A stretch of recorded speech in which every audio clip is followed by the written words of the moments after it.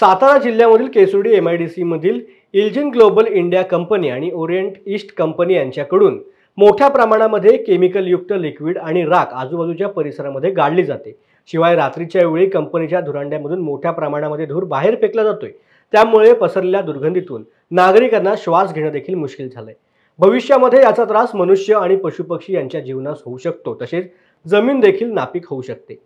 गेली 5 ते 6 वर्षे हाच प्रकार चालू असून संबंधित विभागाला वेळोवेळी तक्रार करूनही कोणत्याच प्रकारची कारवाई होत नसल्यामुळे आज सातारा जिल्ह्यामधील केसुर्डी ग्रामस्थांनी सातारा जिल्हाधिकारी कार्यालयापर्यंत अर्धनग्न मोर्चा काढला। सातारा जिल्हाधिकार्यालय अर्धनग्न मोर्चा काढून या ठिकाणी पदयात्रेने 60 किलोमीटर चालत आलेला आहे। हा अर्धनग्न मोर्चा काढायचं कारण एवढंच की या केसुर्डी MIDC टप्पा 1 आणि 2 मध्ये मोठ्या प्रमाणात MIDC आणि कंपन्या उभ्या राहिलेल्या आहेत। या कंपन्यांमध्ये इल्जिन कंपनी, त्याचबरोबर ओरिएंटल ईस्ट कंपनी या कंपन्या या परिसरात मोठ्या प्रमाणात प्रदूषण करत आहेत। इल्जिन ग्लोबल इंडिया कंपनी यांच्या मार्फत हजारो टन केमिकल युक्त राख आणि लाखो लिटर केमिकल आजूबाजूच्या परिसरात गाडलं जात आहे। MIDCने संपादन केलेल्या क्षेत्रात राजरोसपणे रात्रीच्या वेळी गाडलं जात आहे।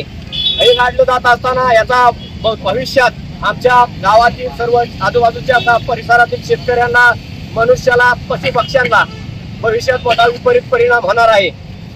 त्याचबरोबर MIDC टप्पा 1 मध्ये ओरिएंटल ईस्ट कंपनी यांच्या माध्यमातून धुराड्यामधून अहोरात्र अतिशय उग्र वास दुर्गंधी परिसरात 4-5 गावांना त्रास होत आहे। पण या वारंवार तक्रारी देऊन प्रदूषण विभागाने आजपर्यंत कुणीही दखल घेतलेली नाही। आता 1 महिन्यापूर्वी आम्ही या ठिकाणी निवेदन दिलं होतं। 22 डिसेंबर 2023 रोजी जिल्हा प्रशासन, मुख्यमंत्री, त्याचबरोबर प्रदूषण विभाग यांना याबाबतची तक्रार दाखल केली। या महिन्याभरात काय जादू झाली बघा।